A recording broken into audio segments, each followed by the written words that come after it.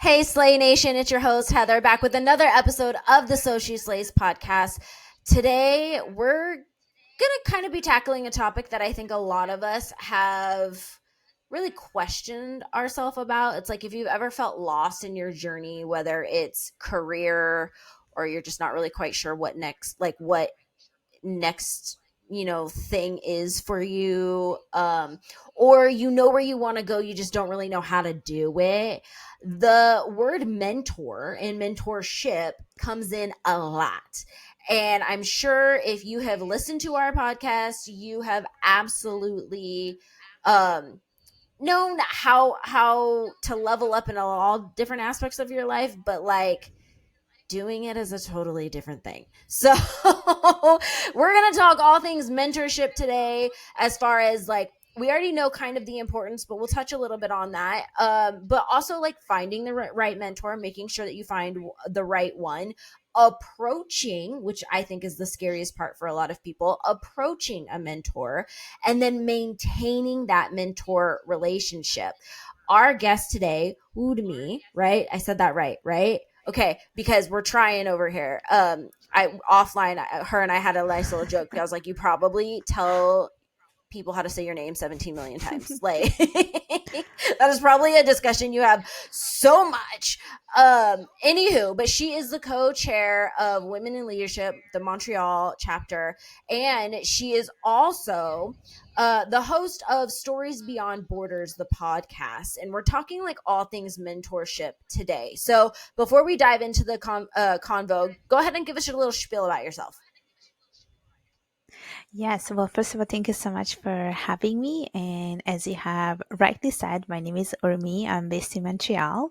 I am a corporate girl. I do work in finance, but I also like to consider myself a creative soul. I am a speaker, mentor, blogger, YouTuber, podcast host, and a big advocate of women's empowerment. And I am indeed part of the organization called Women in Leadership.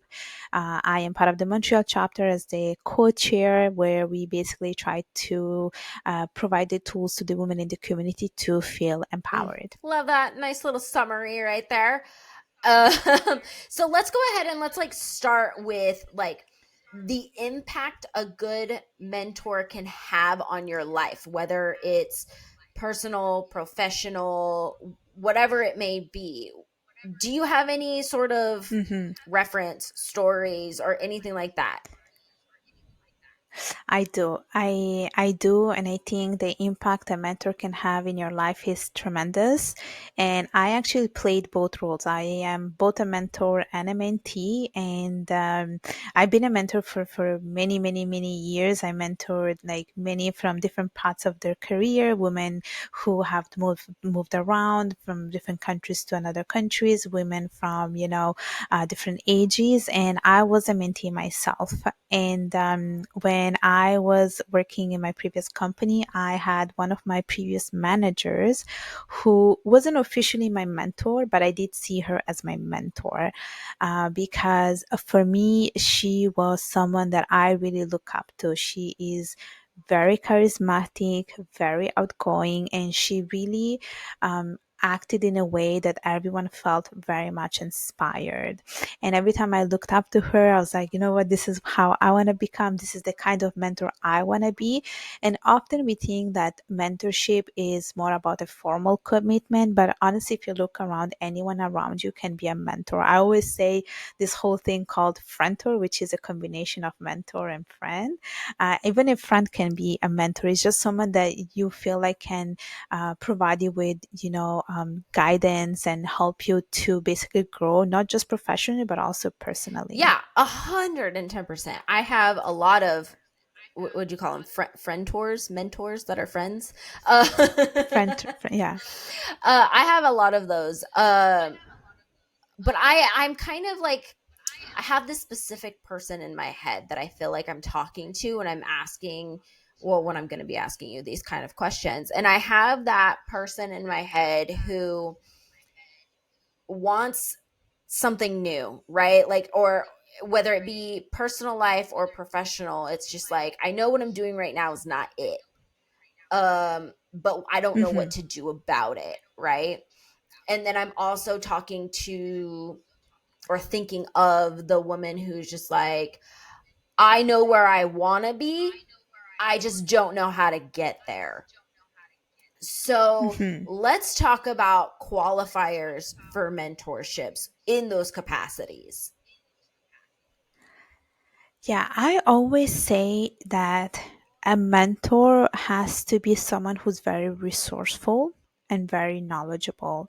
And I think that there's also a misconception that we think that someone who is of a certain title or of a certain age can be a mentor. But to be honest, it's not like that. It's more about the exchange of ideas that a person can bring to you. Like even someone who's younger than you can bring you valuable information, you know? And I think as a mentor, you also want to be able to listen to your mentee. That's also very, very important because often what will happen is that a lot of the mentees will come to you and they will come and tell you, okay, this is what I want to achieve. I don't know how. Um, I need you to listen to me. So I think mentors really have to be resourceful, knowledgeable. They have to be active listeners and be willing to really like help the other person.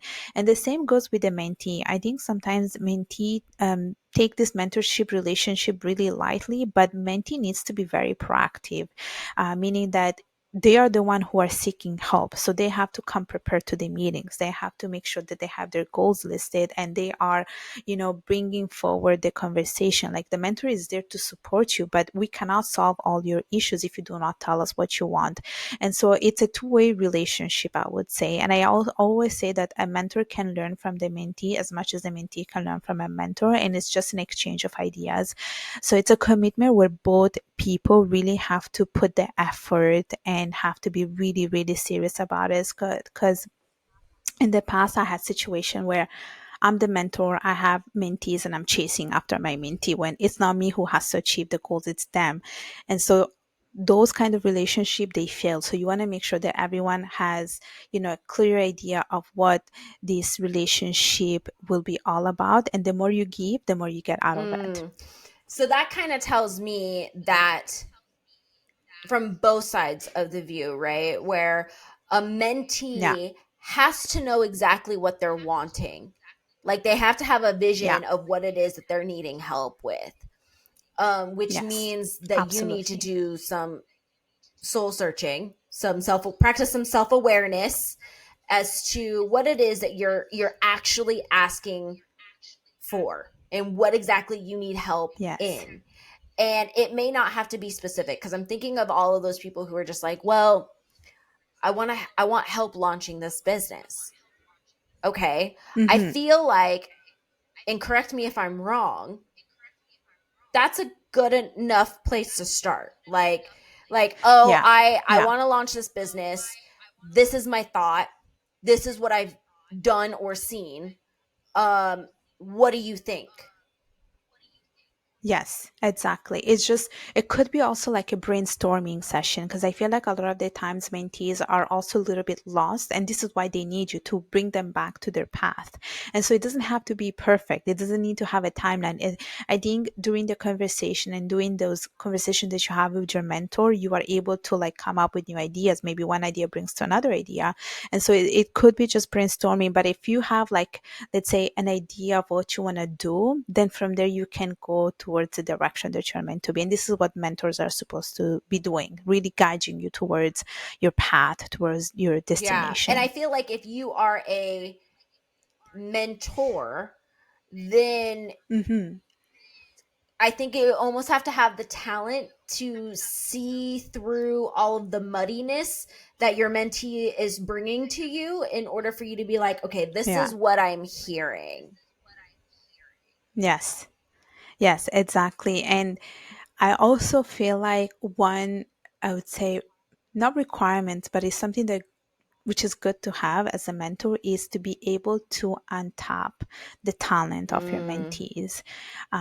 Because it did happen to me where I was having a conversation with some of my mentees, and then one conversation to lead to another, and I was like, do you want to maybe try some of these things? It seems like you could be a good fit. So it's also like about proposing ideas to your mentees, maybe help them to get out of their comfort zone. Maybe sometimes, mentees are so, comfortable doing their own thing. But I think as a mentor, you want to also help them to do something that they don't do during their normal times, and see if they're able to discover something new by following their curiosity. So I feel like mentor's job is also to untap on the potential of a mentee, and see, maybe help them to discover something that maybe they were not thinking about before. Which I think, I mean, like you said, it's kind of like a brainstorming session. Um, Yes. I would love to see like what are, because I feel like the qualifiers for a good mentor are going to be different depending on what you're looking for. So, Yeah. what are some questions that somebody should be asking themselves if they're searching for a mentor and they want to make sure that they've quote unquote find the one that's best for them? So usually, how it works, at least based on my experiences, there are a couple of organizations out there that are always looking for mentors and also looking for mentees, and you can simply apply through those organizations.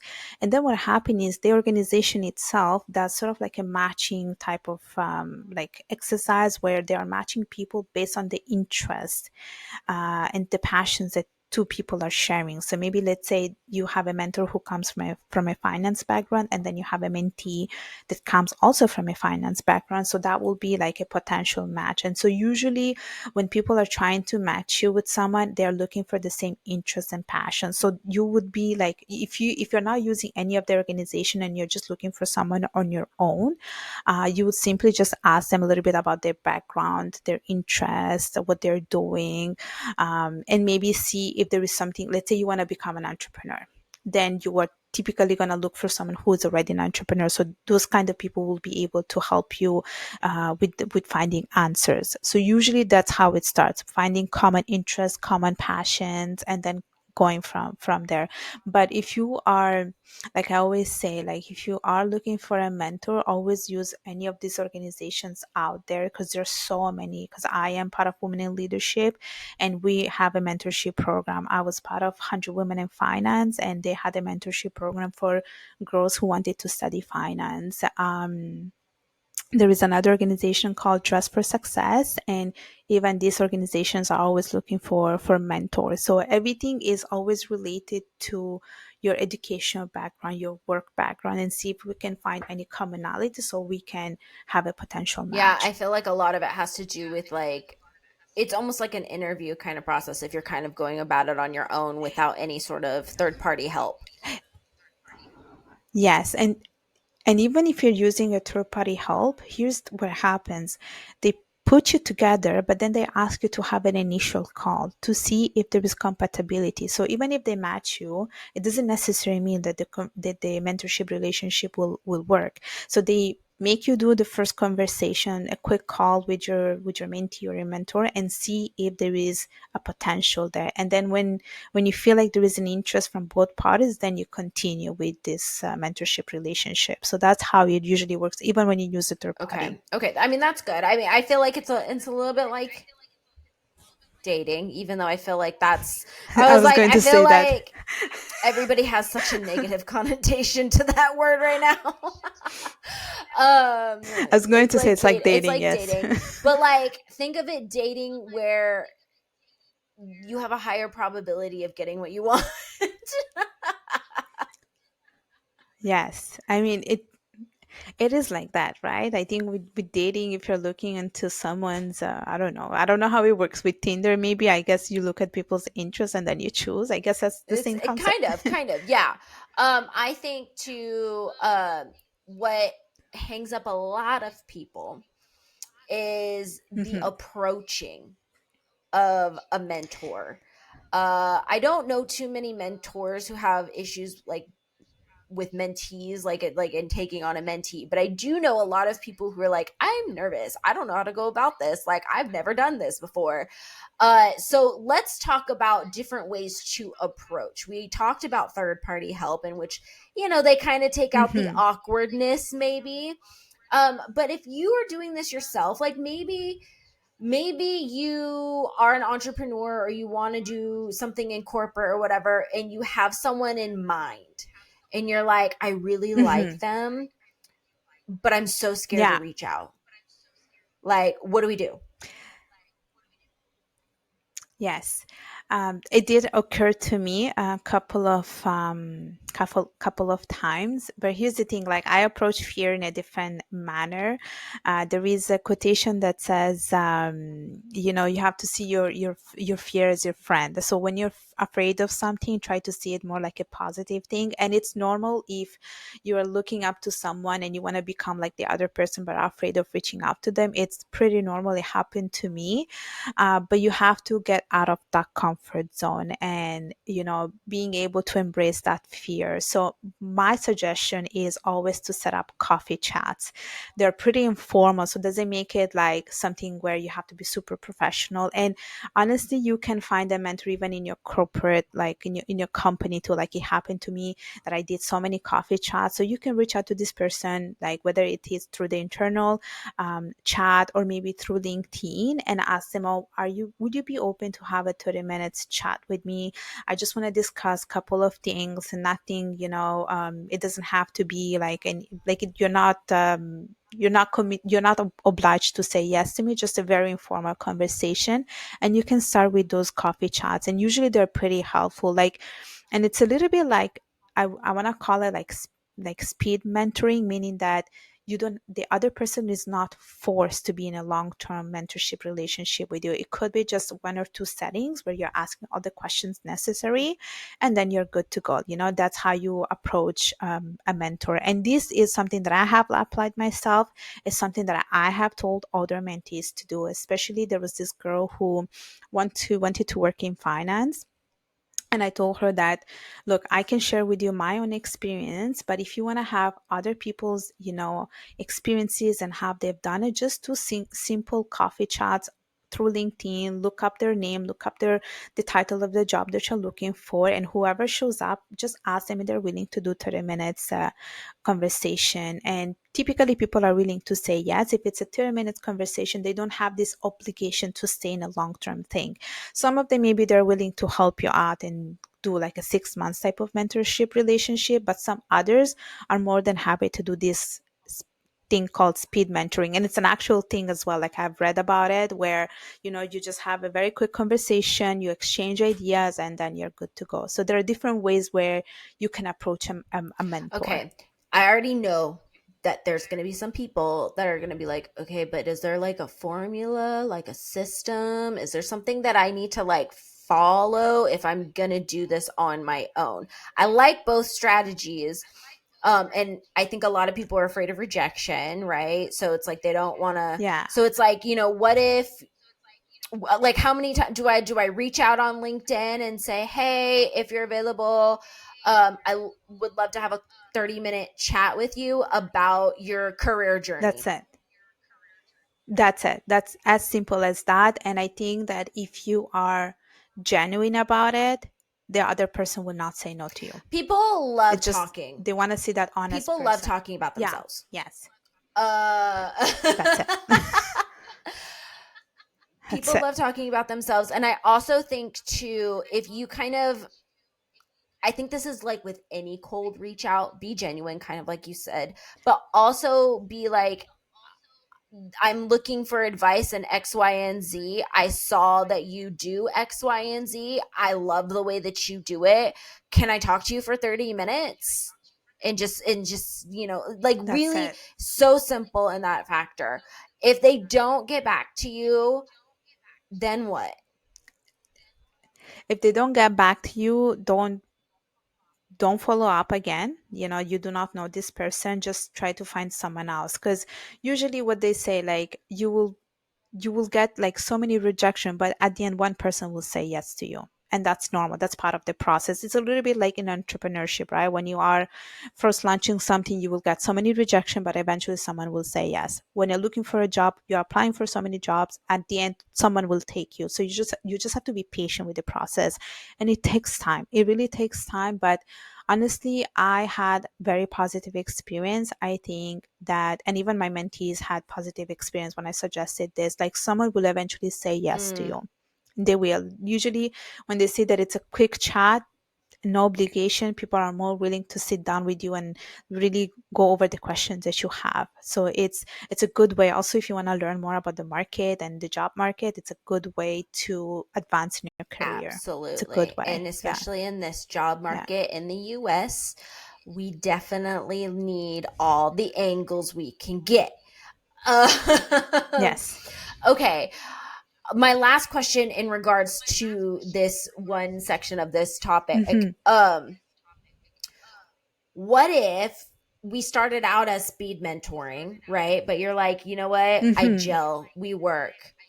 How do we go about being like, hey, can you actually like, would you be my mentor? I feel like you're asking somebody to be like your boyfriend or girlfriend's like, would you, would you, would you be my mentor, please? So how do we go about that? Yes.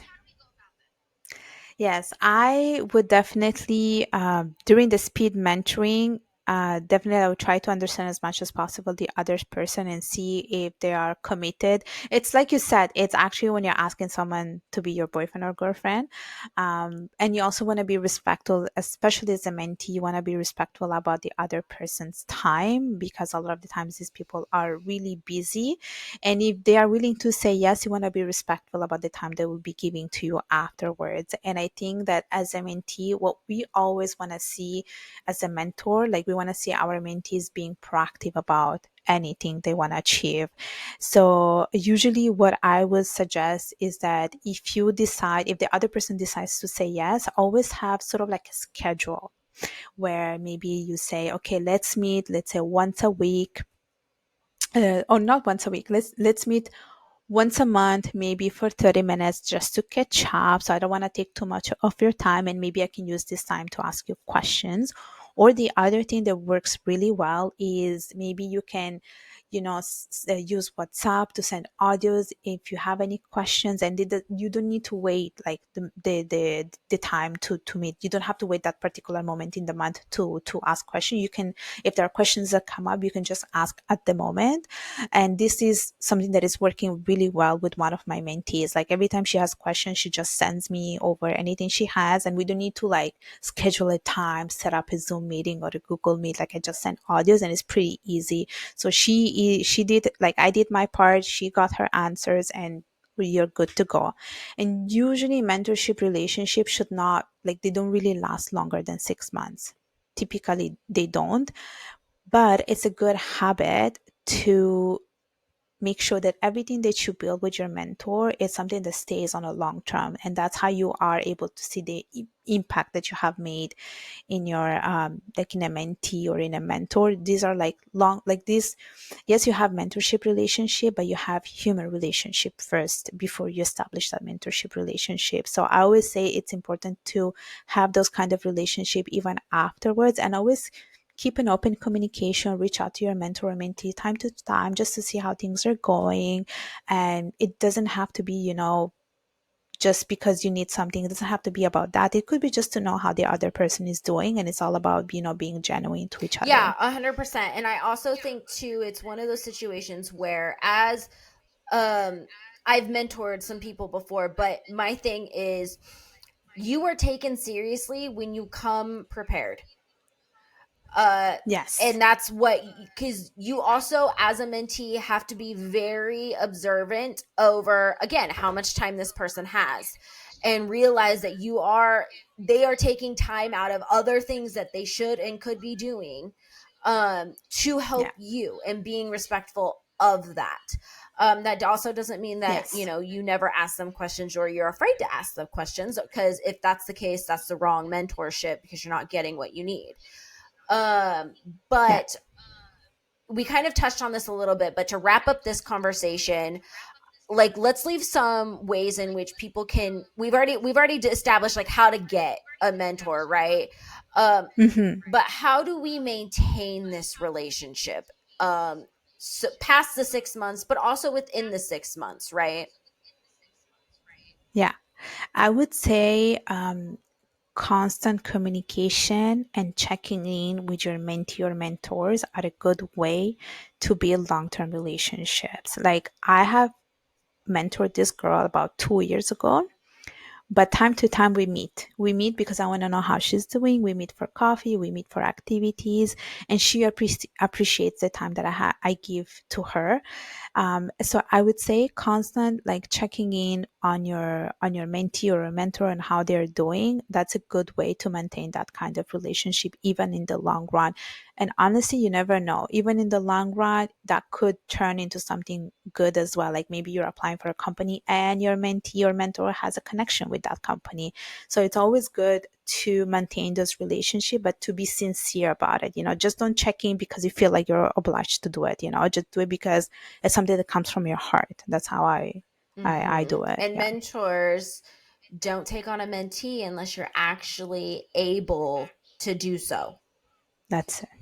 Yeah, that's it. Like if you don't have time, don't do Yeah, it. don't do it. Don't Don't do do it. it. You can do your speed mentors. You're like, hit me up with a question and then I'll give you an answer. But as far as meeting you or, having a relationship for like 6 months or whatnot, it may be a bit Yeah. much, which is totally fine.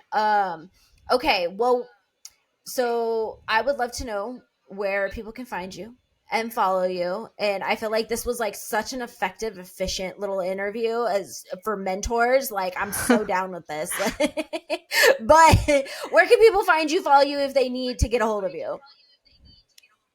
So I have a LinkedIn profile called Urmi Hussain. I also have a YouTube channel called Urmi Hussain. I also have my podcast called Stories Beyond Borders. It's available on Spotify and Apple Podcasts, and I have the Instagram account as well. And I also have a book which is available on Amazon, and it's called Discovering Your Identity: A Rebirth from Interracial Struggle. Love it. All right, Slay Nation. Hopefully, you got some good nuggets there. I definitely feel like we covered a lot in a short amount of time, but hopefully that Yes. will inspire you to like go find a mentor because I know everybody's trying to level up right now. So use every angle that you can. And as always, thank you so much for listening. Make sure you like, subscribe, follow on all the things. The more you do that, the more this podcast reaches people who actually need it. We'll talk soon.